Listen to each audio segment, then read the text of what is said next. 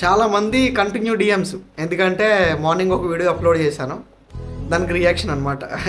అంటే నేను ఎవరిని నమ్మొద్దని చెప్పా, అంటే ఇంక్లూడింగ్ మీ, ఏ ఇన్ఫ్లుయెన్స్ని కూడా నమ్మకండి, నమ్మడం వల్ల ఏమవుతుందంటే మీ మైండ్ చాలా ఇన్ఫ్లుయెన్స్ అయిపోతుంది అని చెప్పడానికి కారణం ఏంటంటే నేను 2 years నుంచి ఒక పర్సన్ అయితే ఫాలో అవుతున్నా.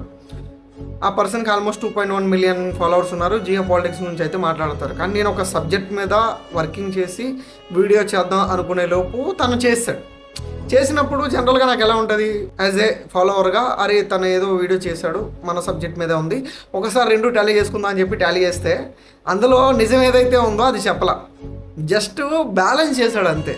దానివల్ల ఏమవుతుందంటే అవునా అదంతవరకే ఉందా అని చెప్పేసి నేను కూడా నమ్మేశా. తర్వాత నేను అనలైజ్ చేసుకుని నా సబ్జెక్ట్ని బ్యాలెన్స్ చేసిన తర్వాత, అంటే చెక్ చేసుకున్న తర్వాత నాకు తెలిసింది ఏంటంటే అక్కడ నిజమే లేదు అసలు. సో నేను ఆయన గుడ్గా ఫాలో అవుతున్నట్టే కదా.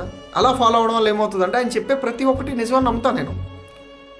అందుకే నన్ను కూడా నమ్మొద్దని చెప్తున్నాను నేను. ఏదైనా నేను ఒక విషయం చెప్పినప్పుడు అది నిజమా కాదా అనేది మీరు టాలీ చేసుకొని నమ్మండి, అంతే తప్ప అంటే జనాల దగ్గర టైం ఉండదు అనుకోండి టాలీ చేసుకునేంత. చూస్తే నచ్చిందంటే ఫాలో అయిపోతాం అంతే.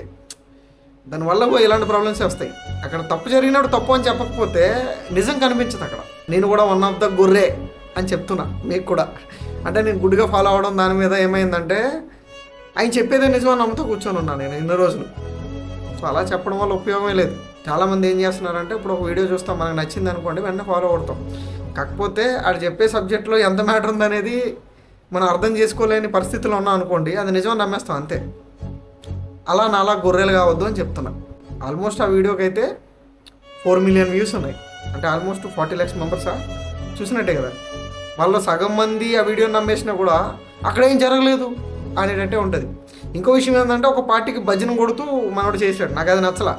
అంటే వీళ్ళందరూ ఏంటంటే ఏ ప్రాబ్లం రాకుండా, ఎవరు ఏమనకుండా, ఏ పార్టీ నుంచి ఎలాంటి సమస్యలు రాకుండా వీడియోలు చేస్తున్నారనమాట. నాకు ఈరోజు రియలైజేషన్ అయింది నిన్న నైట్. అందుకే నమ్మొద్దని చెప్తున్నా. సరే అది ఎవరిష్టం వాళ్ళది. ఎవరైనా హర్ట్ అయ్యి ఉంటే ఐఎమ్ సో సారీ. నమస్తే.